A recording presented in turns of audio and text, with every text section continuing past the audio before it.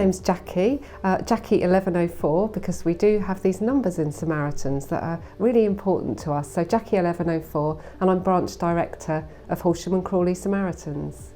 Well, I've been in post as director for a year now, and my role really is to oversee all of the 125 volunteers that we've got here, as well as the premises that we're in here in Den Road, and just make sure everything's running smoothly really. Make sure we've got enough volunteers to be there when our callers need us. Well, Samaritans is a hugely special charity. It's very special to me, certainly, and I think it's very special to the people that call us.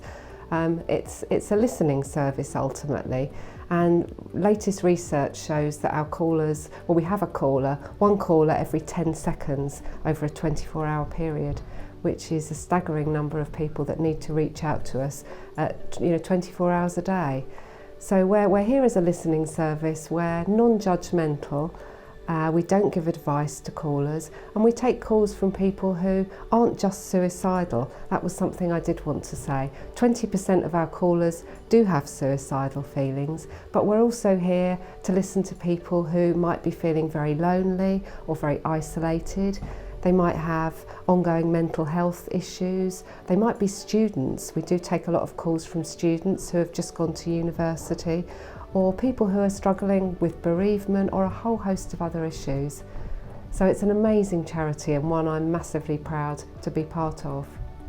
I think the first thing to say is that I've made so many new friends here. It's such a friendly branch, and I'm sure all branch directors say that, but ours is really, really special. The people here are incredible, and there's a warm welcome the minute you arrive in the branch, and it feels so good to be part of it. It doesn't feel like work, it feels like a home really, and we're all really good friends. We've got around about 115 listening volunteers, but we've also got about 20 support volunteers, and support volunteers aren't on the phones, but what they do is equally as important, because they're involved in IT issues or publicity or fundraising, a whole host of other roles.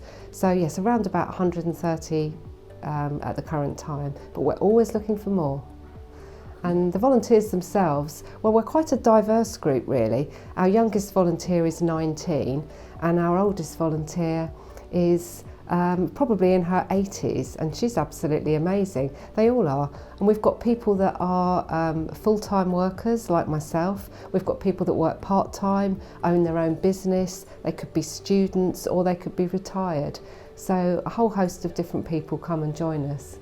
I think the most rewarding part of volunteering for Samaritans is for me as I'm still a listening volunteer. I get the chance to lead a branch and to recruit volunteers and to train volunteers, but I also get time to be there for callers. So I still do my fair share of listening shifts, and for me that's the bread and butter of what we do, and that's what's so powerful, being there for callers, whether it's 3 o'clock in the afternoon or 3 o'clock in the morning. It's a privilege to be there for people, and that's what keeps me going, and that's why I've been here for 5 years now and anticipate at least another 5 ahead. Much as I've just said, I think people do seem to think that it can be quite frightening, particularly with Samaritans. They think perhaps we're going to hear some incredibly sad and very harrowing stories, and they probably imagine that all of our callers are standing on the edge of bridges or at train stations, but it really isn't like that. We support you all the way, and I would say, just find out a bit more about it. Come to one of our information days and really find out what we do and get to know the team, and we'll support you all the way. I think what I would say is, I know it sounds a bit of a cliche, but I'd say go for it. I think there's lots of people that can be quite nervous about volunteering. Is it going to be too much for me? Is it going to be too challenging? Can I actually do this? And I had all those feelings myself, but I would say if you're thinking about volunteering, absolutely go for it. Give something back and see what you can do.